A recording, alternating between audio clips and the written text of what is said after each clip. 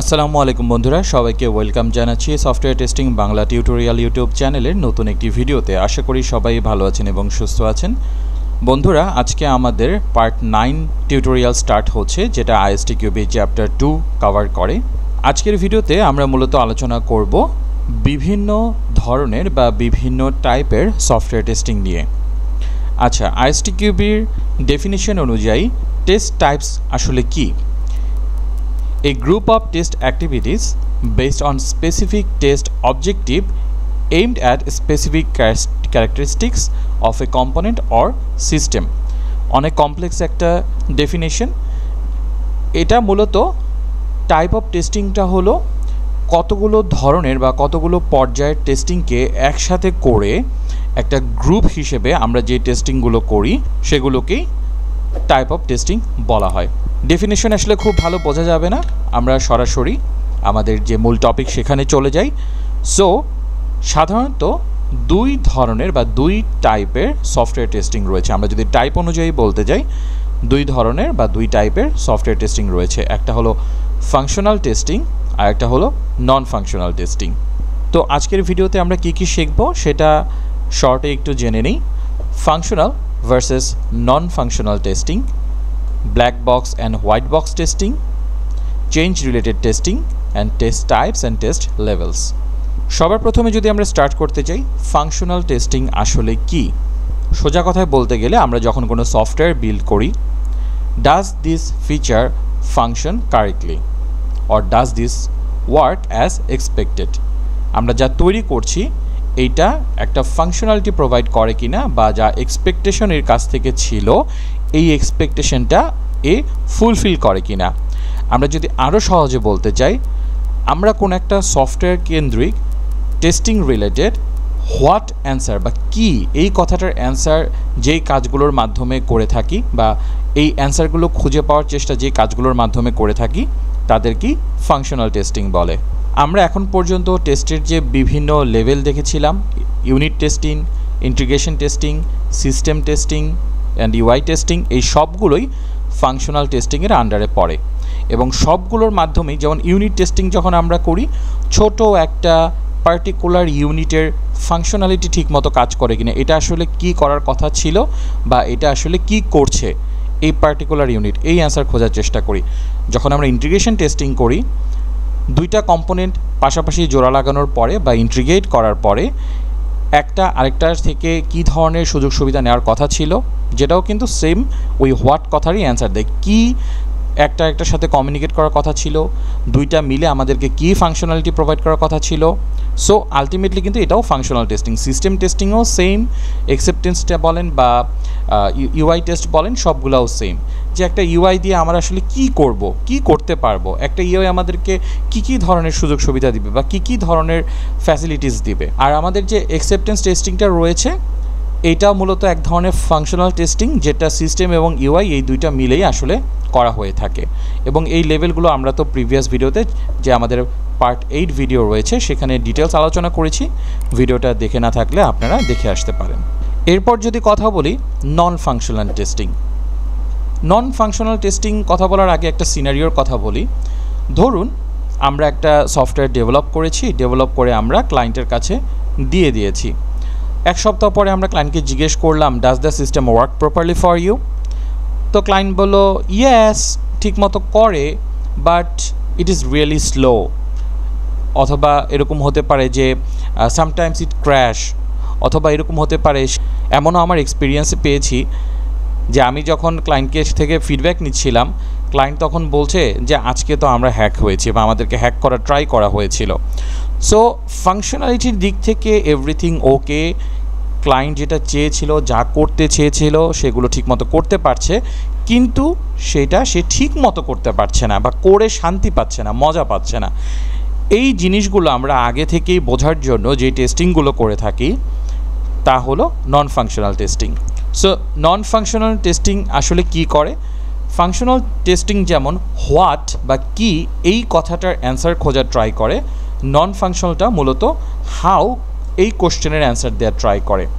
How well the system behave, how fast the system work, how stable the system, how usable the system, how secure the system, মানে hack করার চেষ্টা করলে কতটুকু সফল হবে বা হ্যাক করার আদৌ কেউ চেষ্টা করতে পারবে কি না, সুযোগ পাবে কি না, এই জিনিসগুলো আমরা টেস্টিংয়ের মাধ্যমে যখন ফাইন্ড আউট করার চেষ্টা করি এগুলোকেই নন ফাংশনাল টেস্টিং বলা হয়। সো মূলত দুই category testing, functional and non functional testing.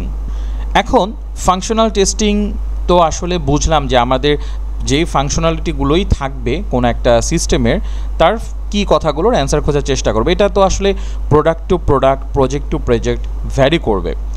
But non functional যে টেস্টিংগুলো রয়েছে এগুলো মোটামুটি মোর অর লেস সিমিলার টাইপের সফটওয়্যারের জন্য বা প্রোডাক্টের জন্য একই হয়। তো আমরা ইন ডিটেলসে এই নন ফাংশনাল যে টেস্টিংগুলো রয়েছে এটার উপরে আজকের টিউটোরিয়ালে বেশি গুরুত্ব দেব। সো নন ফাংশনাল টেস্টিংয়ের প্রথম ধাপ হচ্ছে পারফরমেন্স টেস্টিং, মানে আমার সিস্টেমটা কত ভালো পারফর্ম করে। আচ্ছা, তার আগে বলে রাখি ফাংশনাল টেস্টিং যাদের জানা আছে এবং আমাদের কিউয়ের জন্য তো অবশ্যই ফাংশনাল টেস্টিং জানতে হবে, বাট আমরা সবাই সব কিউএই চেয়ে সব নন ফাংশনাল টেস্টিংগুলো ভালোভাবে করতে পারবো বা জানবো বা আমরা এক্সপার্ট হব, এটা এক্সপেক্ট করাটা আসলে বুদ্ধিসম্মত না। বাট মজার কথা হলো ইন্ডাস্ট্রিতে এই জিনিসটা এক্সপেক্ট করা হয় আপনি আসলে সব জানবেন, ফাংশনাল নন ফাংশনাল সব কিছুই আপনি এক্সপার্ট হবেন। বাট ভালো কোম্পানিগুলো এই এক্সপেকটেশন আপনার কাছে করেও না। হ্যাঁ, কিছু কিছু লেভেলের কিউএদের কাছে এই ধরনের এক্সপেকটেশন করা হয় যারা অনেক সিনিয়র লেভেলের কিউএ, এবং তাদের জন্য এই জিনিসগুলো জানাটা যুক্তিসঙ্গত। বাট যারা নতুন স্টার্ট করবেন বা মিড লেভেলে তারা সব কিছু খুব ভালোভাবে জানবেন, এক্সপার্ট হবেন, বিষয়টা এরকম না। কারণ সব কিছুই আসলে কনটেক্সট বেস, এবং ফাংশনাল টেস্টিং করার জন্য তো এক ধরনের স্কিল সেট লাগে, যেটা আমরা ফাংশনাল টেস্টিং কীভাবে করব, কী কী টেকনিক আছে পরবর্তীতে দেখব লেটার চ্যাপ্টারগুলোতে। নন ফাংশনালেরও কিন্তু স্পেশাল কিছু ডিফারেন্ট স্কিল সেট লাগে, so require a different skill set.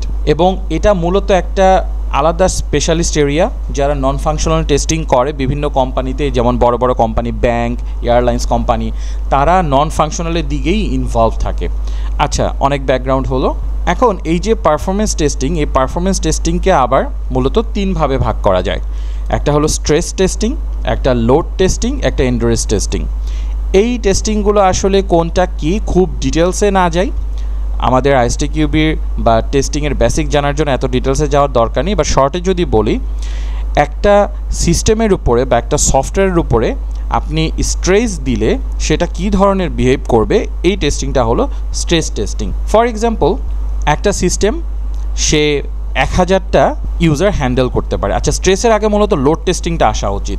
Load মানে হলো একটা পার্টিকুলার লোড, এবং কতটুকু লোড আসলে হ্যান্ডেল করবে এটা ক্লায়েন্টের কাছ থেকেই আসবে রিকোয়ারমেন্টে।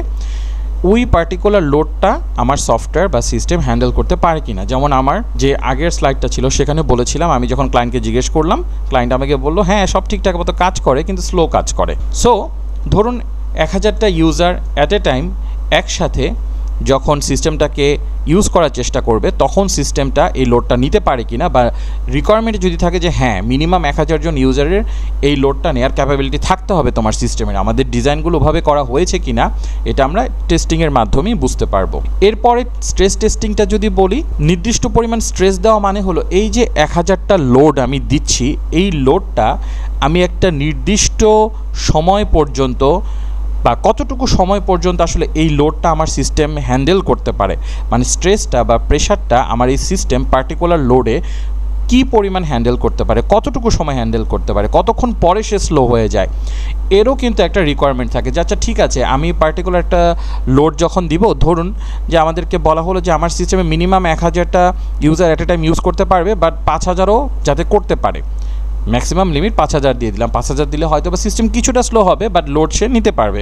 এখন এই 5000 ইউজার দিয়ে ক্লায়েন্টের যদি এরকম রিকোয়ারমেন্ট থাকে যে মিনিমাম 6 ঘন্টা আমার এই 5000 ইউজার আমার সিস্টেমে যদি লোড দেয়, আমার সিস্টেম যাতে এই স্ট্রেসটা নিতে পারে। সো আমাদের যখন লোড টেস্ট এবং স্ট্রেস টেস্ট পাশাপাশি করা হয়ে থাকে, এই তিনোটা টাইপই মূলত পারফরমেন্স একসাথে করা হয়ে থাকে। সো পার্টিকুলার একটা লোড দিয়ে পার্টিকুলার একটা টাইম পিরিয়ড পর্যন্ত আমার সিস্টেম স্টেবল থাকে কিনা, বিহেভ কেমন করে, এই জিনিসটা ফাইন্ড আউট করার জন্য যে টেস্টিং করা হয় তাকে স্ট্রেস টেস্টিং বলে। এন্ডুরেন্স টেস্টিং হলো যে এই যে পার্টিকুলার লোড দিলাম এবং স্ট্রেস দিলাম এবং স্ট্রেসটা চেক করলাম, এরপরে আসলে কি হয়, কীরকম এন্ডুরেন্স আছে আমার সিস্টেমের, আমার সিস্টেম কি ভেঙে চুরে যায়, একেবারে মানে স্লো হয়ে যায়, কতটুকু স্লো হয়, বা আমার সিস্টেম একদম পুরো ডাউন হয়ে যায়, আমার সার্ভার থেকে এরর দেয়, আসলে কী ঘটে, আমার এন্ডুরেন্সটা কেমন সিস্টেমের, এই জিনিসটা বোঝার জন্য যেই পারফরমেন্স টেস্টিং করা হয় তাকে এন্ডুরেন্স টেস্টিং বলে। নেক্সট আমাদের রয়েছে ইউজেবিলিটি টেস্টিং। সো এখানে একটা লেখা রয়েছে more than just make the text on the button bigger. So usable testing মূলত আমরা বুঝতেই পারছি যে আমরা একটা সিস্টেমকে কতটুকু বা কীভাবে ইউজ করছি বা ইউজেবিলিটি কেমন, এটাই মূলত আমাদের ইউজেবিলিটি টেস্টিংয়ের পার্ট। মানে এটার মানে এইটাই না যে একটা লেখা ছোট আছে একটু বড় করে দেন, বা একটা লেখার কালার রেড আছে এটাকে একটু গ্রিন করে দেন, এটা কিন্তু ইউজেবিলিটি টেস্টিংয়ের পার্ট না। ইউজেবিলিটি টেস্টিং অনেক লার্জ একটা টপিক। একটা সিস্টেম কতটুকু ভালো ইউজেবল হলো, সেটা সবার কাছে কতটুকু ভালো অ্যাকসেপ্টেড হবে, এটা বোঝার জন্য একজন কিউএ বা টেস্টারকে বেশ সিনিয়র হতে হয় এবং বিভিন্ন টাইপের বিভিন্ন ধরনের প্রজেক্টে কাজ করে এই নলেজগুলো আসলে নিতে হয়। ফর এক্সাম্পল, আমরা অনেক সময় দেখব এমন একটা সফটওয়্যার হয়তো আসলো যেটা আসলে এমনই কমপ্লেক্স, কেউ ধরে বুঝে শিখিয়ে না দিলে ওই সফটওয়্যারটা ইউজ করা একদমই সম্ভব না। ইউজেবিলিটির একটা ভালো এক্সাম্পল হলো আইফোন। আপনি একটা মুরব্বী মানুষকেও যদি ধরায় দেন, সে বেসিক কাজগুলো আইফোন দিয়ে করতে পারবে, হয়তো ক্রিটিক্যাল সফটওয়্যারের কাজ করতে পারবে না, বা একটা আইফোন কীভাবে তাকে ইউজ করতে হবে এটা শিখিয়ে দেওয়ার দরকার নাই। কিন্তু শুরুর দিকে যখন অ্যান্ড্রয়েড বের হয়েছিল, বাটন থেকে যখন মানুষ অ্যান্ড্রয়েডে সুইচ করলো, তখন কিন্তু বেশ ভালো বেগ পেতে হয়েছিল। এখন আস্তে আস্তে এই ইউজেবিলিটি টেস্টিংয়ের মাধ্যমে বা ভালো ইউজার ইন্টারফেস তৈরির মাধ্যমে অ্যান্ড্রয়েড অনেক এগিয়ে গেছে। বাট শুরুতে কিন্তু আইফোন যখন ফার্স্টেই মাঠে নামে, সবার কাছে এটা ভেরি ইউজেবল একটা প্রোডাক্ট ছিল এবং খুব ইজিলি তারা ইউজ করতে পারতো। আর এই টেস্টটা করার জন্য একজন কিউএকে অনেক এক্সপিরিয়েন্স হওয়া লাগে। দেন রয়েছে সিকিউরিটি টেস্টিং। এইটা খুব হিউজ একটা টপিক, আলাদা টোটালি ডিফারেন্ট একটা path. So it's a separate career path. এর আলাদা সার্টিফিকেশন রয়েছে, আলাদা লেভেলের নলেজ লাগে, টেকনিক্যাল নলেজ লাগে, সার্ভার রিলেটেড নলেজ লাগে, স্ক্রিপ্টিং নলেজ লাগে, অনেক কিছু লাগে। It's a huge domain. So আপনারা বিভিন্ন সময়ে দেখবেন যে এবং মার্কেটে বাংলাদেশ বলেন আর যেখানেই বলেন, সিকিউরিটি টেস্টারতে কিন্তু অনেক ডিমান্ড এবং তারা অনেক হাই স্যালারিতে বিভিন্ন জায়গায় জব করে। এবং আপনি একজন সিকিউরিটি টেস্টার যখন হতে যাবেন, আপনাকে আসলে অনেক এক্সপিরিয়েন্স হতে হবে, অনেক কিছু জানতে হবে এবং অনেক নলেজ থাকতে হবে। সো এই সিকিউরিটি টেস্টিংকে তিনটা ক্যাটাগরিতে ভাগ করা যায়। একটা হলো penetration testing, ethical hacking, white hat hacking. So এগুলো নিয়ে ডিটেলসে না যাই, জাস্ট আইএসটিকিউবির জন্য আমাদের এইটুকু জানলেই এনাফ যে আমাদের সিকিউরিটি টেস্টিং বলে একটা বিষয় রয়েছে এবং তার মধ্যে পেনিট্রেশন টেস্টিং সিকিউরিটির মধ্যে পড়ে, ইথিক্যাল হ্যাকিংও পড়ে, হোয়াইট হ্যাট হ্যাকিংও পড়ে। এরপর রয়েছে রিলায়েবিলিটি টেস্টিং। আমার সিস্টেম কতটুকু রিলায়েবল সেইটা টেস্টিংয়ের জন্য আসলে এখন এই রিলায়েবল টেস্টিংটা আসলে একটু ট্রিকি এবং এটা context to context, software to software vary করতে পারে। So reliability depends on totally context. For example, একটা ইশপের জন্য রিলায়েবিলিটি বলতে যা বোঝায়, একটা ব্যাঙ্কিং অ্যাপের জন্য কিন্তু তা বোঝাবে না। আবার একটা এরোপ্লেন সফটওয়্যারের জন্য কিন্তু রিলায়েবিলিটি ভিন্ন হবে। সো একটা ইশপ হয়তো বলতে পারে যে আমার কাস্টমার যখন পেমেন্ট করবে, পেমেন্টটা যাতে আমার অ্যাকাউন্ট পর্যন্ত ঠিক মতো যায়, এই রিলায়েবিলিটিটা আমি চাই এবং এটা প্রপারলি যেতে হবে। এবং আমার যখন আমি কোনো একটা ক্যাম্পেইন চালাবো, আমি যখন অনেক ইউজার আমার সিস্টেমে লোড করবে, তখন যাতে হুট করে আমার সিস্টেম ফল না করে, একদম স্লো হোক সেটা একটা ভিন্ন বিষয়, একদম ডাউন যাতে না হয়, আমার সিস্টেম যাতে রিলায়েবল থাকে। রিলায়েবলের আবার সেম খুব ভালো একটা এক্সাম্পল আইফোনকে সবাই রিলায়েবিলিটির ফোনের দিক থেকে রিলায়েবিলিটি থেকে বেস্ট মনে করে, কারণ আইফোন হুটহাট করে কোনো সমস্যায় ফেলে না। সো আমি বারবার আইফোনের এক্সাম্পল দিচ্ছি, আপনারা ভাবতে পারেন আমি হয়তো আইফোন ইউজার না, আমি Android user, but really iPhone is very user friendly phone এবং ভেরি রিলায়েবল একটা ফোন, এবং এটা খুব ভালো একটা এক্সাম্পল। আর এই রিলায়েবিলিটিটা আসলে software to software, context to context vary করবে। আসলে রিলায়েবিলিটি বলতে আমরা কী বোঝাচ্ছি? সো ফর এক্সাম্পল, আমার যখন আমি এখন একটা ফোনের কথা বলছি, ফোনের নেটওয়ার্ক সিগন্যাল ভালো থাকবে, রিলায়েবল থাকবে। আমি যখন কারোর সাথে কথা বলবো, বেসিক কথা বলবো, যেমন পিক্সেলের ডিভাইস বা আনঅফিসিয়াল কিছু ফোনে নেটওয়ার্কের প্রবলেম হয়, কথা বলতে গেলে ভাই ভয়েস কলই করা যায় না, এত পাওয়ারফুল প্রসেসর, এত সুন্দর ডিসপ্লে ক্যামেরা দিয়ে কী হবে? সাধারণ কল মেক করতে গেলেই উল্টাপাল্টা লেগে যায়, নেটওয়ার্ক ড্রপ করে। সো এটা একটা রিলায়েবল জিনিস না। আবার ধরুন আপনি একটা মাইক্রোসফট ওয়ার্ডে কাজ করছেন, মাইক্রোসফট ওয়ার্ডে এমন কোনো ফিচারই নাই যে এইটা 5 মিনিট বা 10 মিনিট পর পার্টিকুলার একটা টাইম পর মিনিট পরে যে এটা অটোমেটিক সেভ করবে। যদি সেভ করে এটা বেশ রিলায়েবল, কারণ কোনো কারণে আপনার পিসি হুট করে কারেন্ট চলে গেল, বন্ধ হয়ে গেল, আপনি ল্যাপটপে না পিসিতে আছেন। সো এই রিলায়েবল বিষয়টা আপনি এইটুকু রিলাই করতে পারেন মাইক্রোসফটের উপরে, আমি একটু পরে যে অটো সেভ হয় আমার পার্টিকুলার একটা পয়েন্ট পর্যন্ত আমি কি করেছি আমি সেই ডেটাটা পাবো। আপনার একটা রিলায়েবিলিটি তৈরি হয়েছে সফটওয়্যারের উপরে। সো দেখুন দুইটার ক্ষেত্রে রিলায়েবিলিটি কিন্তু different, it's totally context based. Then রয়েছে মেইনটেনেবিলিটি টেস্টিং। সো মেইনটেনেবিলিটি টেস্টিংটা আসলে ক্লায়েন্টের এন্ডের অত মাথা ব্যথা না, কীভাবে একটা সফটওয়্যার মেইনটেন করা হবে এটা আসলে ক্লায়েন্টের এন্ডের মাথা ব্যথা না। ক্লায়েন্ট বলবে জাস্ট ডেলিভার মাই স্টাফ, আমি যা চাইছি আমাকে শুধু সেটা দাও। সো এখানে কি লেখা আছে আমরা একটু পড়ি। Once the software has been deployed to the production, how easy it is to update or deliver the software. So it can be reason of enhancement or bug fix. So একটা software আসলে খুব ভালো perform করে, অনেক ভালো performance দেয়, খুব functionality খুবই ভালো, কিন্তু এইটার মেনটেন করাটা আসলে খুবই টাফ। এটা মেনটেন করতে গেলে এটাকে ফুললি ডাউন করে দিতে হয়, একদম 2-3 দিন বন্ধ রেখে এটার মধ্যে একটা প্যাচ আপডেট দেওয়া লাগে, মানে এতে তো বিজনেস একদম পুরাই সর্বনাশ হয়ে যাবে। সো এই কারণে একটা সফটওয়্যারকে কত ইজিলি, কত রিলায়েবলি, কত ফাস্ট, কত মডিউলার স্ট্রাকচারে মেনটেন করা যায়, এই টেস্টিংটা আমরা যে টেস্টিংয়ের থ্রুতে করে থাকি এটাও মেইনটেনেন্স টেস্টিংয়ের মধ্যে পড়ে বা মেইনটেনেবিলিটি টেস্টিংয়ের মধ্যে পড়ে। সো মেইনটেনেবিলিটি হ্যাভিলি রিলাইস অন টেস্টেবিলিটি, মানে আপনি যত ভালো মেইনটেনেবিলিটি থাকবে আপনার টেস্টেবিলিটিও ততই ভালো থাকবে। মেইনটেন যত ইজিলি করতে পারবেন আপনি টেস্টও তত ইজিলি করতে পারবেন। নেক্সট রয়েছে কম্প্যাটেবিলিটি টেস্টিং। এইটাও আসলে হিউজ একটা টপিক এবং এটা কাভার করা আসলে খুবই টাফ, কারণ আমাদের 7 প্রিন্সিপাল একটা রয়েছিল এক্সস্টিভ টেস্টিং ইজ নট পসিবল, মানে চাইলেই আমি যত খুশি কতটুকু আসলে টেস্ট করব। So for example compatibility testing বলতে কী বোঝাচ্ছি, ফর এক্সাম্পল কোনো একটা সফটওয়্যার যখন বা কোনো একটা ওয়েবসাইট যখন লোড হচ্ছে সেটা ক্রোমে কেমন পারফর্ম করে, এজে কেমন করে, ফায়ারফক্সে কেমন করে, সাফারিতে কেমন করে, অপারাতে কেমন করে, সবগুলা ব্রাউজারের সাথে প্রপারলি কম্প্যাটেবল হচ্ছে কি না সেই জিনিসগুলোকে চেক করা। তারপর আমরা আসলে কোন একটা ধরনের একটা অ্যান্ড্রয়েড সফটওয়্যারের অনেকগুলো ভার্সন আছে, কতটুকু ভার্সন পর্যন্ত আমরা সাপোর্ট দেব, বা আপনার ডিভাইসটা যেমন অ্যান্ড্রয়েড কোন একটা পার্টিকুলার অ্যাপ তার মিনিমাম রিকোয়ারমেন্ট হলে অ্যান্ড্রয়েড 10 বা 9 লাগবে, এর আগেরগুলো হবেই না। সো এই কম্প্যাটেবিলিটি টেস্টিংটাও কনটেক্সট বেস এবং এটা আসলে হিউজ একটা টপিক এবং এটা চাইলে আমরা যতদূর ইচ্ছা করতে পারি না, পার্টিকুলার স্পেসিফিক রিকোয়ারমেন্টের উপরে বেস করেই এটা করা হয়ে থাকে। দেন রয়েছে portability testing, similar to compatibility but answers if we port it to a different environment will the software work correctly, যেমন উইন্ডোজ, ম্যাক, লিনাক্স। তো ফর এক্সাম্পল যেমন প্রিভিয়াসলি কী হতো, একটা সফটওয়্যার রয়েছে ভিজুয়াল স্টুডিও যেখানে C#.NET-এর ডেভেলপাররা তাদের ডেভেলপমেন্টের কাজ করে। তো প্রিভিয়াসলি এই জিনিসটা ম্যাকে চালানো যেত না, এখন চালানো যায়, এখন ইটস পোর্টেবল, বাট আগে এটা চালানো যেত না, আগে এটা পার্টিকুলারলি শুধু উইন্ডোজেই চলতো।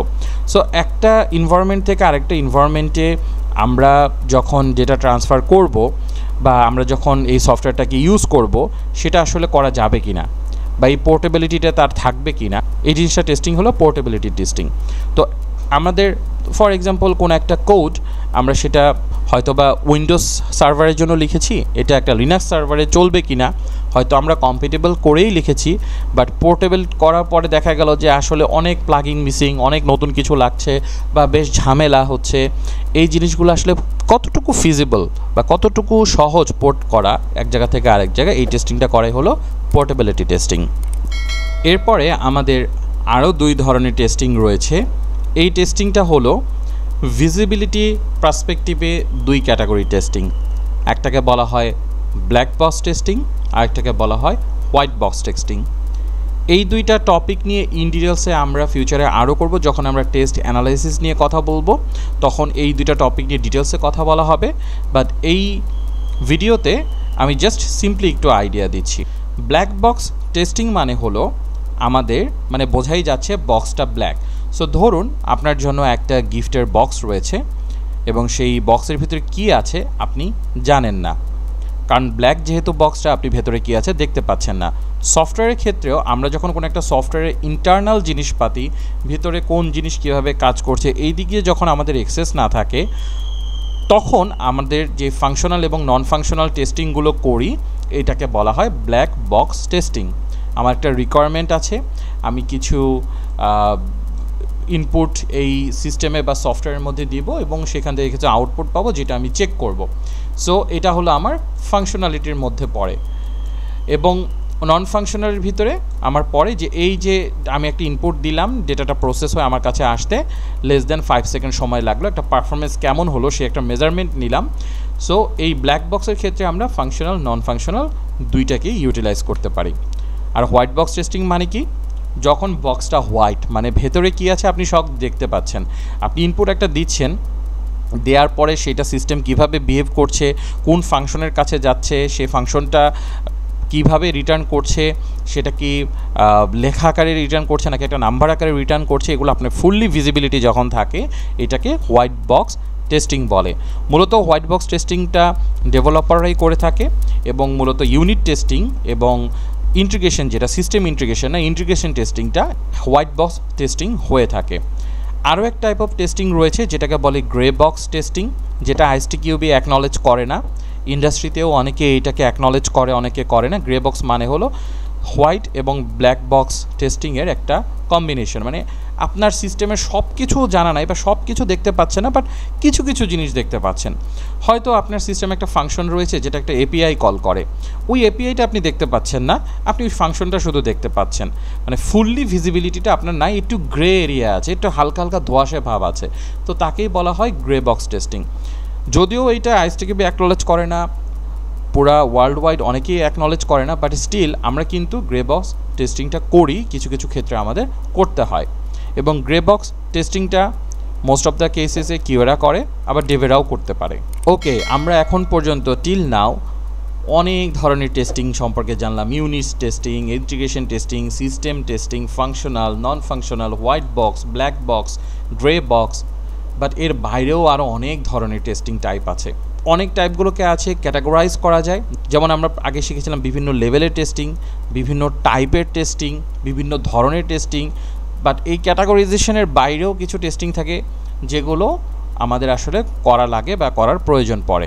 চেঞ্জ রিলেটেড টেস্টিং মানে কি? চেঞ্জের সাথে আবার কি টেস্টিং? ওকে ফাইন, কোন একটা সফটওয়্যার তৈরি করা হলো, সেটাকে ডেভেলপার যখন আমাদের কিউএদেরকে দেয়, আমরা টেস্ট করি, করে ধরুন কোনো একটা ইস্যু পেয়েছি, তো সেই ইস্যুটা আমরা ডেভেলপারের কাছে আবার পাঠাই, ডেভেলপার সেই ইস্যুটা ফিক্স করে। তো ডেভেলপার কিন্তু একটা ফিচার বিল্ড করেছিল, সেটা ইস্যুর উপরে বেস করে কিছু একটা চেঞ্জ করেছে এবং আমাদেরকে বলল ভাই আপনার ইস্যু সলভ, আপনি টেস্ট করেন। এই টেস্টটাই হলো চেঞ্জ রিলেটেড টেস্ট, মানে এই পর্যায়ে, সেটা একটা পর্যায়, আসলে এটা কোনো ক্যাটাগরি না, এটা একটা পর্যায়। সো কোনো একটা চেঞ্জ হওয়ার পরের পর্যায়ে আমরা যেই টেস্টগুলো করি সেই টেস্টিংটাকে বলা হয় চেঞ্জ রিলেটেড টেস্টিং। এবং এটা আমাদের করতে হয়, কারণ আমি বললাম একটা ইস্যু রেইজ করলাম, এটা ডেভেলপার বলল যে ভাই আপনার ইস্যু তো সলভ, আসলেই সলভ হলো কি না, সে কি আসলে ঠিক বলছে কি না, বা হতে পারে যে আমি যেই পার্সপেক্টিভে দেখছি সে একটু ভিন্ন পার্সপেক্টিভে দেখেছে, বা সে হয়তো ইস্যুটা এক্স্যাক্টলি বোঝে নাই। সো এটা বোঝার জন্যই আমাদেরকে চেঞ্জ রিলেটেড টেস্টিংটা করা লাগে। এই চেঞ্জ রিলেটেড বা এই পর্যায়ে টেস্টিংয়ের দুইটা আবার পার্ট আছে, একটা হলো কনফার্মেশন টেস্টিং, আরেকটা হলো রিগ্রেশন টেস্টিং। যারা অল্প বিস্তর কিউ সম্পর্কে জানেন এই দুইটা হয়তো, বা রিগ্রেশনটা বিশেষ করে আপনারা হয়তো শুনেছেন, কনফার্মেশন নাও শুনতে পারেন, এটার আরও একটা সিনোনিমাস নাম রয়েছে যাকে বলে রিটেস্টিং। সো কনফার্মেশন বা রিটেস্টিং কি করে? Was the bug really fixed, আসলে কি সেটা ঠিক হয়েছে কিনা। আর রিগ্রেশন টেস্টিং যেটা করে, did the fix or change break anything else, মানে ফিক্স তো করলো ওইটা ঠিক আছে, কিন্তু ওইটা ঠিক করতে গিয়ে আরও 5টা জায়গায় ইস্যু তৈরি হলো, সেটা হচ্ছে কি না, সেটা আমাদের এক্সপেক্টেড না, বাট অনেক সময় অনেক ক্ষেত্রে হয়ে যেতে পারে ইন্টারডিপেন্ডেন্সির কারণে, অথবা ডেভেলপার হয়তো কোনো একটা ছোট কিছু মিসের কারণে এই ধরনের ঘটনা ঘটে। সো এই দুই টাইপের চেঞ্জ রিলেটেড টেস্টিংয়ে আমাদেরকে করতে হয়, কনফার্মেশন বা রিটেস্টিং অ্যান্ড রিগ্রেশন টেস্টিং। ওকে, আমরা আমাদের আজকের ভিডিও শেষ পর্যায়ে চলে এসেছি। এখন একটি ইন্টারেস্টিং বিষয় নিয়ে আলোচনা করা যাক, যেটা হলো রিয়েল ওয়ার্ল্ড এবং আইএসটিকিউবির এক্সামের সাথে রিলেটেড। ধরুন এখানে আমি একটা এক্সাম্পল দিয়েছি, আমি একটা সার্চ বক্স টেস্ট করছি। তো আমি এখানে কিছু ইনপুট দিলাম, ইনপুট দেওয়ার পরে আমি সাবমিট বাটনে ক্লিক করলাম, আমি কিছু আউটপুট পেলাম। এখন আমাকে যদি কেউ কোশ্চেন করে এটা আসলে কী ধরনের টেস্টিং হলো, আমরা তো বিভিন্ন ধরনের, বিভিন্ন লেভেলের, বিভিন্ন টাইপের টেস্টিং সম্পর্কে জানলাম। তো এই পার্টিকুলার যে কাজটা করলাম এটা আসলে কী টেস্ট হলো, কেউ যদি আমাকে কোশ্চেন করে সেটার অ্যান্সার আসলে কী হতে পারে। সো কেউ হয়তো অ্যান্সার দিবে এটা একটা functional testing, which is true. আমরা এই সার্চ বক্সের ফাংশনালিটি চেক করছি, ইনপুট দিলে সাবমিট করলে আউটপুট ঠিকমতো দেখাতে পারে কিনা। আবার কেউ যদি বলে এটা একটা ব্ল্যাক বক্স টেস্টিং, সেটাও ট্রু, কারণ এই সার্চ বক্সটা আসলে কীভাবে কাজ করছে ইন্টারনাল কোনো কিছু না দেখে আমি জাস্ট একটা ইনপুট দিচ্ছি, তার আউটপুট দেখছি, রেজাল্টগুলো দেখছি। সো ব্ল্যাক বক্সের ডেফিনিশন অনুযায়ী কিন্তু দ্যাট ইজ কারেক্ট। আবার ধরুন এই সার্চ বক্সটা যদি একটা ইস্যু হয়ে থাকে, যে আমি প্রিভিয়াসলি একটা ইস্যু রেজ করেছি, সার্চ ঠিক মতো কাজ করে না, তো এখন আমি আবার টেস্ট করছি, ইনপুট দিচ্ছি, সাবমিট করছি, আউটপুট আসছে ঠিকঠাক মতো আসছে, তাহলে তো এটাকে আমরা কনফার্মেশন টেস্টিংও বলতে পারি। এই যে একটা কনফিউজিং একটা বিষয়, এইটা আসলে আইএসটিকিউবিও আমাদেরকে কনফিউজ করে, এক্সামের সময় বিভিন্নভাবে কোশ্চেন ঘোরা পেঁচায় দেয়। আবার রিয়াল ওয়ার্ল্ডেও আপনি নেটে সার্চ দিলে দেখবেন এই প্রচুর একটা ডিবেট রয়েছে, আসলে কোন ধরনের টেস্টিং বা কোন কাজটা, কোন টেস্টিংটা করছি এটা আসলে কোন ক্যাটাগরিতে বা কোন লেভেলে, কোন টাইপে পড়ে, এটা নিয়ে অনেক ডিবেট আছে, এক একজনের অ্যান্সার এক এক রকম। সো তাহলে আমরা এখন কি করব, বা আমাদের এই যতগুলো নলেজ আমরা গ্যাদার করলাম এটাকে আমরা আমাদের টেস্টিংয়ের মধ্যে বা আমাদের কোশ্চেনের মধ্যে, কেউ কোশ্চেন করলে আমাদের অ্যান্সারের মধ্যে কীভাবে ফিট করব, সেটি চলুন আমরা এখন একটু জানি। সো নর্মালি যখন আমাদেরকে কোনো একটা কেউ কোশ্চেন করে, পার্টিকুলার একটা অ্যান্সার না দিয়ে এই অ্যান্সারটা একটা মিক্স টাইপের অ্যান্সারও হতে পারে, ইট ক্যান বি মিক্সড। যেমন আমি একটা ফাংশনাল ব্ল্যাক বক্স টেস্টিং করছি, যেটা একটা কনফার্মেশন টেস্টিংয়ে পড়ে, এরকম একটা অ্যান্সার হতে পারে। যেমন এই যে এখানে আমি মেনশন করেছি, আমরা কোনো একটা পার্টিকুলার ইউনিট নিয়ে হয়তো বা টেস্ট করছি, যেটা একটা ব্ল্যাক বক্স টেস্টিং, যে ব্ল্যাক বক্স টেস্টিংয়ের মাধ্যমে আমি ফাংশনালিটি চেক করছি, এবং যেহেতু তার আগে একটা ইস্যু ছিল, তার একটা রিটেস্ট বা কনফার্মেশন টেস্ট আছে, তাই আমাদের রিগ্রেশন টেস্টিংও করা লাগছে।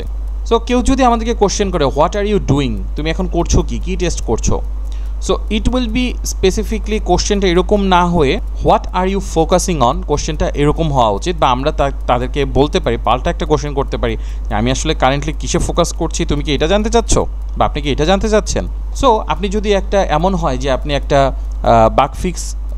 বাগ ফিক্সের পরে টেস্ট করছেন, তাহলে আপনি বলতে পারেন যে আমি এখন একটা ফাংশনাল কনফার্মেশন টেস্টিং করছি, এবং আমি তারপরে ফাংশনাল রিগ্রেশন টেস্টিং করব। আবার আপনি এরকমও বলতে পারেন, ধরুন আপনার মডিউল 2টা ইন্টিগ্রেশন হচ্ছে, আপনি সেই টেস্টিংটা করছেন, মানে বাগটাক রেজ টেস্ট এখনও হয় নাই, তাহলে আপনি বলতে পারেন যে আমি মডিউল ইন্টিগ্রেশনের ফাংশনালিটি টেস্টিং করছি। সো কোশ্চেনটা একটু ট্রিকি, অ্যান্সারটাও একটু ট্রিকি ওয়েতে আমাদেরকে দিতে হবে। এখন কোশ্চেন হলো, can we do any test type at any test level? হ্যাঁ, মোটামুটি যতগুলো টেস্ট লেভেল সম্পর্কে আমরা জেনেছি এবং যতগুলো টেস্টের টাইপ সম্পর্কে আমরা জেনেছি, সব টাইপগুলো মোটামুটি সব লেভেলেই করা যায়। এবং এইটা দিয়ে ঘোরানো পেঁচানো আইএসটিকিউবি অনেক কনফিউজিং কোশ্চেন দিতে পারে।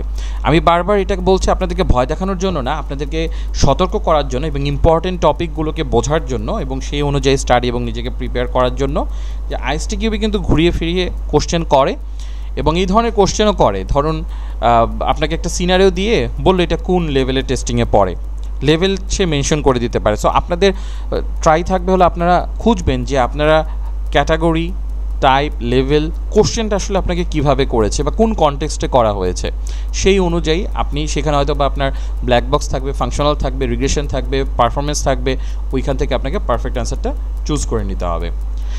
আচ্ছা, যতগুলো টাইপের টেস্টিং আমরা জেনেছি এবং একটার সাথে যে আসলে কীভাবে রিলেটেড থাকে, আপনারা চাইলে এই জিনিসটার একটা ছবি স্ক্রিনশট রাখতে পারেন, মোবাইলে ছবি তুলে রাখতে পারেন, এটা আপনার জন্য হেল্পফুল হবে। মাঝে মধ্যে আপনারা দেখতে পারেন যে সব ধরনের টেস্টিং বা কোন লেভেলে টেস্টিংগুলো আসলে কোন লেভেলের সাথে যায়। এক্সাম্পল, আমরা কি ফাংশনাল লেভেলের টেস্টিং ইউনিট লেভেলে করতে পারি, বা ফাংশনাল টেস্টিংটা টাইপের টেস্টিংটা ইউনিট লেভেলে করতে পারি? পারি। আমরা কি পারফরমেন্স লেভেলের টেস্টিংটা ইউনিট লেভেলে করতে পারি? হ্যাঁ, সেটাও পারি। মানে আমরা acceptance, system, integration, unit, functional, non functional both ওয়েতে এবং বোথ ব্ল্যাক বক্স এবং হোয়াইট বক্স স্টাইলে regular testing or confirmation testing হিসেবে করতে পারি। কিন্তু সব কিছু আমরা করতে পারলেও এখানে কিছু ইন্ডাস্ট্রি স্ট্যান্ডার্ড রয়েছে। ফর এক্সাম্পল ইউনিট টেস্টিং, এখন ইউনিট টেস্টিংয়ে যদি আপনি ফাংশনালিটি চেক তো করলেন, বাট নন ফাংশনাল ওয়েতে তার যদি পারফরমেন্স চেক করতে যান, ছোট্ট একটা ইউনিটের পারফরমেন্স আপনি কী চেক করবেন, বা এটা করাটা আসলে কঠিন বা করা যাবে না যে তা না, কোনো না কোনো মডিউলার বা কোনো না কোনো ইউনিটে হয়তো বা এটা করা যাবে, বাট অনেক ইউনিটেই করা যাবে না, বা করা গেলেও এটা আসলে খুব বেশি ফ্রুটফুল না একটা ইউনিট লেভেলে। সো ইউনিট লেভেলে নর্মালি পারফরমেন্স টেস্টিংটা খুব একটা ফ্রুটফুল হয় না, এটা ইন্টিগ্রেশন, সিস্টেম, অ্যাকসেপ্টেন্সে গিয়ে ফ্রুটফুল হয়। আবার ইউজিবিলিটি টেস্টিং, ইউনিটের ক্ষেত্রে তো কোনো ইউজিবিলিটি টেস্টিংই নাই, কেমনে কি মানে আপনি ইউনিটটা তো থাকবে একটা ফাংশনাল কোডিংয়ের ভিতরে ছোট্ট একটা অংশ, বা পুরো অনেকগুলা কোডিং ক্লাসের ভিতরে একটা ক্লাস, তো ওইটার আবার ইউজিবিলিটি কি, ওইটার ফাংশনালিটি প্রোভাইড করাটা হলো মেইন কথা। ওরে ইউজ করবে সিস্টেম, অন্য কোনো একটা ইন্টারফেস বা অন্য কোনো একটা ফাংশনে কি ইউজ করবে, বা ওভারঅল 10-12টা মিলে একসাথে ইউজ হবে, আলাদা করে ওর ইউজিবিলিটি বলে কিছু নাই। বাট ওর হয়তো সিকিউরিটি থাকতে পারে, পার্টিকুলারলি ওর সিকিউরিটি থাকতে পারে। সো এটা একটা বিষয় যে সব কিছু পারা গেলেও সব কিছুর সাথে আবার সব কিছু যায় না। আবার আমরা যদি এগুলাকে ব্ল্যাক বক্স আর হোয়াইট বক্সে করতে চাই, সেটাও আমরা ক্যাটাগরাইজ করতে পারি, যেমন ইউনিট টেস্টটা mostly white box testing, others acceptance, ইন্টিগ্রেশনটা আসলে গ্রে বক্সের মধ্যে পড়ে, আর সিস্টেম অ্যান্ড অ্যাকসেপ্টেন্সটা মূলত ব্ল্যাক বক্স টেস্টিং। সো আজকের ভিডিও আমাদের এখানেই শেষ। আশা করি আমার এই ভিডিও থেকে আপনারা উপকৃত হবেন। যারা আমার ভিডিও নতুন দেখছেন, আমার চ্যানেলটি ঘুরে আসবেন, আপনাদের জন্য অনেকগুলো ভিডিও আপলোড করা আছে এবং ফিউচারেও আমি ইনশাআল্লাহ কন্টিনিউ ভিডিও আপলোড করব। আশা করি আমার ভিডিওগুলো আপনাদের ভালো লাগবে, এবং ভিডিওগুলো যদি ভালো লাগে চ্যানেলটি সাবস্ক্রাইব করে দেবেন, ভিডিওটি লাইক করবেন, শেয়ার করবেন যারা কিউএ শিখতে আগ্রহী। সবাইকে আমার পরবর্তী ভিডিও দেখার আমন্ত্রণ জানিয়ে আজকের ভিডিও এখানেই শেষ করছি। সবাই ভালো থাকবেন, আল্লাহ হাফেজ এবং আসসালামু আলাইকুম।